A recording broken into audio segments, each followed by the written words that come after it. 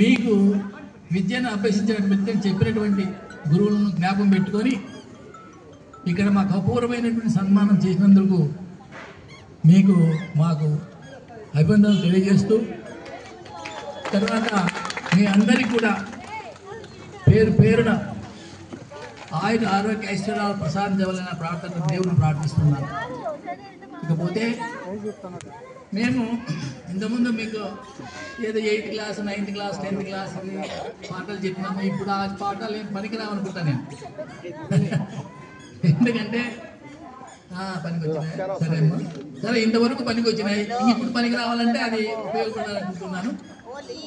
ఇంకోటి ఏంటంటే మీకు ముఖ్య విషయం ఏంటంటే 1958వ సంవత్సరము నేను ఇదే పాఠశాలలో SSLC 10th క్లాస్ పాస్ అయినా.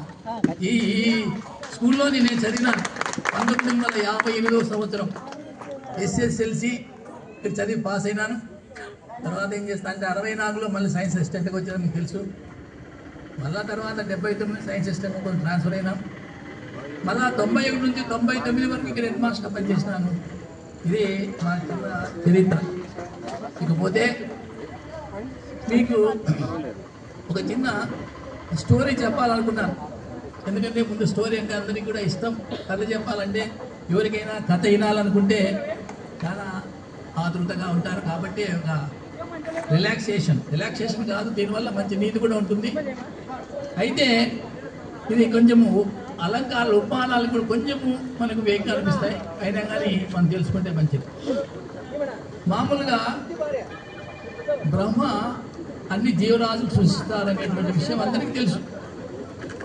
బ్రహ్మ బుద్ధుడు ఏం చేసినారంటే ఇట్లా చూస్తే ఒక గాడి దగ్గరికి వస్తుంది. ఏమయ్యా నీకు వయసు ఒక 40 ఏళ్ళు ఇస్తాను సరిపోతుందా అన్నాడు గాడి. లేదయ్యా 40 ఏళ్ళు ఎందుకు, నేను మోయాలి కదా, బరువులు ఎందుకు, నాకు 20 ఏళ్ళు చాలన్నారు. సరే 20 ఏళ్ళు నీకు శాంక్షన్ చేసినారు, పంపించినారు. మళ్ళీ కుక్క వచ్చిందంట. ఏమయ్యా నీకు 40 ఏళ్ళు ఆయుష్ ఇస్తాను ఉంటావా అంటే, లేదు 40 ఏళ్ళు వద్దు, నాకు ఎన్ని తిరిగి నాకు అవసరమైంది లేదు, 20 ఏళ్ళు చాలన్నారు. సరే 20 ఏళ్ళు అన్నారు. మళ్ళీ పక్షి గుడ్లగూబ ఎగురుతో పోతుంటే అడిగి వచ్చినారు. ఏమయ్యా పక్షి గుడ్లగూబ నీకెంత 40 ఏళ్ళు ఇస్తాను చాలా అంటే, 40 ఏళ్ళు వద్దాయా, నాకు పగటిపూట కళ్ళు కనుకున్నావు, ఎందుకు ఊరికి 20 ఏళ్ళు చాలన్నారు. అదేదో మనిషి వచ్చి ఏమయ్యా నీకు 40 ఏళ్ళు వేస్తున్నా అంటే, 40 ఏళ్ళు ఏం చాలుతాయా, నాకు 100 సంవత్సరాలు కావాలా అన్నాడు. సరే 100 సంవత్సరాలు ఇస్తున్నాను, వాళ్ళంతా 20 తగ్గించినారు కదా, ఘాట్ 20 కుక్క 20 తర్వాత గుడ్లకు 60 ఏళ్ళు నీకేం చేస్తున్నారు తీసుకో అన్నాడు. సరే అతను ఏం చేశాడు, 100 ఏళ్ళు కదా అనుకున్నాడు. 100 సంవత్సరాలు వచ్చేసిన దానివల్ల పాపాలు చేసింటాం. ఆ పాపాలన్నీ మనకు చుట్టూంటాయి, ఇడిచిపెట్టి పోవవి. ఎందుకంటే ఏదైనా ఒక చేసి పుణ్యం కానీ పాపం కానీ మన చుట్టూ ఏర్పడతాయి. ఇంతకుముందు చేసినటువంటి పాప పుణ్యాల కర్మలన్నీ కూడా దాన్ని ఏమంటారు, సంచిత కర్మలు ఉంటాం. సరే ఇప్పుడు మనం వచ్చినాం, మనం ఉన్నాము, మనకి ఇప్పుడు ప్రజెంట్ కొన్ని కర్మలు మనం చేస్తూ ఉంటాం. దాన్ని ప్రారబ్ధ కర్మలు అంటారు. మన ప్రారంభం సరిగ్గా లేదురా, బాగుంటే బాగుండేది, ప్రారంభం బాగుందంటారు. ప్రారంభం అంటే ఎప్పుడైతే మనకు జన్మ ఉంచిందో అప్పుడే ఏం చేస్తా అంటే వాడిని 1 నుంచి దాదాపు వాడు చనిపోయేంత వరకు లిస్టు తయారైతుంది. అంటే ఏ గంటలో వాడు ఏం చేయాలా, పాపం చేసింటే చెడ్డకర్మ అంటే మనకి బాధ వస్తుంది, పుణ్యం చేస్తే వానికి సంతోషంగా ఉంటుంది. మొదటి నుంచి వాడు పుట్టినప్పటి నుంచి చనిపోయేంత వరకు ఒక లిస్టు తయారు చేసింటారు బ్రహ్మదేవుడు. దానివల్ల ప్రకారం చేసి అంటే మనకు అది కష్టాలు వస్తాయి, సుఖాలు వస్తాయి, దాన్ని ప్రారబ్ధ కర్మ అంటారు. తర్వాత మనం ఏం చేస్తామంటే మన ఈ జన్మలో అది చేయడం కాకుండా కొన్ని పనులు చేస్తూ ఉంటాం. అది ప్రారంభం అంటే పోయిన జన్మలో సంచిత కర్మలు ఏం చేసినాం దాన్ని అనుభవిస్తాం. ఆ కర్మలో మనం ఆ జన్మలో ఊరుకున్నాం కదా, ఇంకా కొన్ని పనులు చేస్తూ ఉంటాం. ఒకరిని తిట్టడం కానీ, చేయడం కానీ, ధర్మం కానీ, దానం కానీ, ఏదైనా మంచి కార్యము, ఏదో పుణ్యకర్మాలు. ఇప్పుడు మాఘమాసం ఉంది, మాఘస్నానం చేస్తాం, పుణ్యం వస్తుంది. ఏదో దానం చేస్తాం, పుణ్యం వస్తుంది. కాబట్టి ఇవన్నీ వల్ల మనం ఈ జన్మలో కొన్ని పుణ్యకర్మలు పాపకర్మలు చేస్తాం. దాన్ని ఆగామి కర్మలు అంటారు. ఆగామి కర్మలు అంటే పోయిన జన్మలో ఉండే చేసిన కర్మలన్నీ సంచిత కర్మలు, ఇప్పుడు మనం చేసిన ప్రారంభ కర్మలు అనుభవించేది మనం ముందు చేస్తూ ఉంటాం. దాన్ని ఆగామి కర్మలు అంటారు. ఇప్పుడు ఫర్ ఎగ్జాంపుల్ మనం ఇంట్లో నుంచి వేరే ఇంట్లోకి ట్రాన్స్ఫర్ అవుతాం అనుకోండి, దాంట్లో ఒక వస్తువు ఇక చేట కానీ పరక కానీ ఇచ్చి పెడతామా, మళ్ళీ తీసుకొచ్చి కొత్త ఇంట్లో పెట్టుకుంటాం. అది సంచిత కర్మ. మనం ఏం చేస్తామంటే కొత్త ఇంట్లో మళ్ళీ కొత్త కొత్త వస్తువులు తీసుకొచ్చుకుంటుంటాం. అది ఆగామి కర్మ. మనము పాత వస్తువులతో ఏ పనులు చేస్తామో దాన్ని ప్రారంభ కర్మ అంటాం. ఇవి 3 కర్మలుగా ఉంటాయి: సంచిత కర్మ, ప్రారంభ కర్మ, ఆగామి కర్మ. ఈ 3 కర్మలు మనం తప్పనిసరిగా ప్రతి ఒక్క మనిషి కూడా చేస్తూ ఉంటాడు. అయితే కొంతమంది ఏం చెప్తారంటే మనం చేసిన కర్మ తప్పనిసరిగా చేసి తీరాల. ఒక బార్ లిస్ట్ ఏం చేస్తారంటే అది ఏర్పడిందో వాడు ఈ విధంగా వాడు కింద పడాలా, లేకపోతే వానికి కర్మ ఉంటుంది, వాడు తన హీనుడైతాడు, వాడు ఆ విధంగా ఉంటే వాడు తప్పనిసరిగా పని చేసి తీరాలి అది మొత్తం. అయితే దాంట్లో కొన్ని ఎగ్జామ్షన్ ఉంది. మనం మంచి కర్మలు చేసినట్లయితే, ఈ జన్మలో మంచి పనులు చేసినట్లయితే మనం ఉండేటువంటి కర్మలు తప్పదు కాబట్టి చేసి తీరాలి. కాబట్టి అదే ఏదైనా కింద పడి కాలు ఇరిగేటువంటి స్థితి ఉన్నప్పుడు వాటి కింద పడితే మంచి పనులు చేసింటే కేవలం వానికి కొద్దిగా ఒక గాయం తగులుతుందంతే.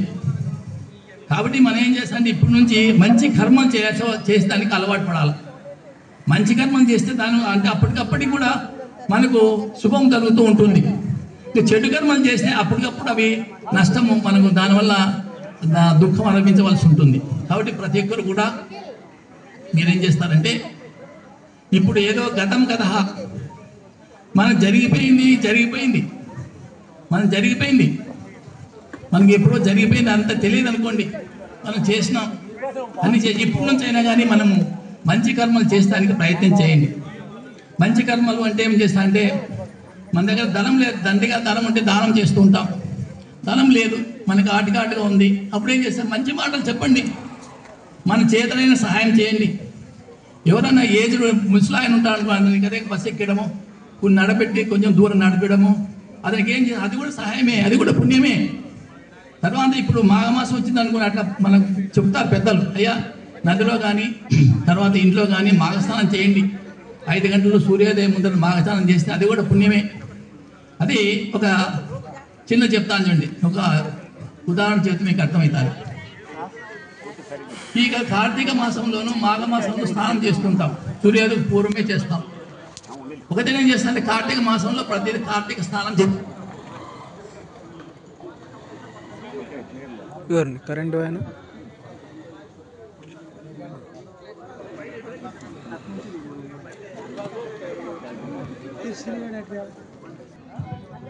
హలో చెప్పే ఎక్కడ చెప్పినా అంటే కార్తీక మాసంలో స్నానం చేసేది. కార్తీక మాసం కూడా పవిత్రమైన మాసమే. మాఘమాసం ఎట్లనో కార్తీక మాసం అట్లే. ఇప్పుడు జనరల్గా ఏం చేస్తా మాఘమాసం అని కార్తీకాసం కానీ సూర్యోదయ పూర్వమే అంటే సూర్యుడు ఉదయించకుండా ముందే స్నానం చేస్తే మంచిది. అంటే మిగతా దినాలు చేయమని కాదు, 8 గంటలకు 10 గంటలకు చేయమని కాదు, మీరు ప్రతిరోజు సూర్యోదయ పూర్వమే స్నానం చేస్తే చాలా మంచిది. ఇదేం చేసిన అంటే కార్తీక మాసంలో అంతా కూడా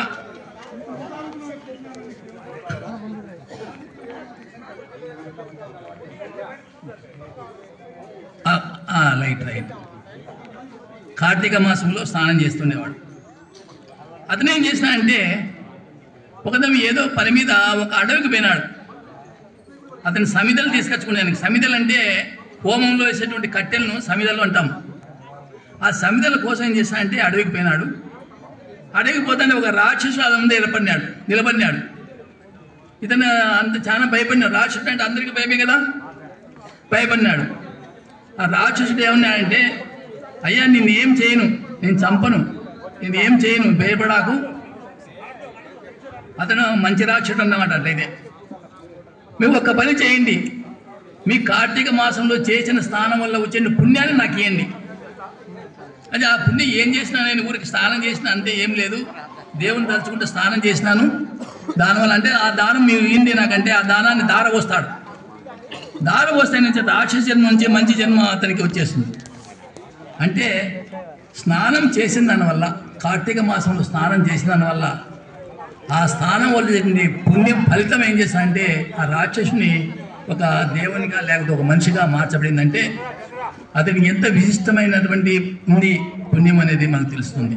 అంటే మీరు అడగచ్చు, ఇప్పుడు ఏమైనా ఇవన్నీ కూడా ఏం చేస్తాయంటే ఒక వేదాలు తెలిసిన వాళ్ళు చెప్తే అది విన్నాను, నేను చదవలేదు కానీ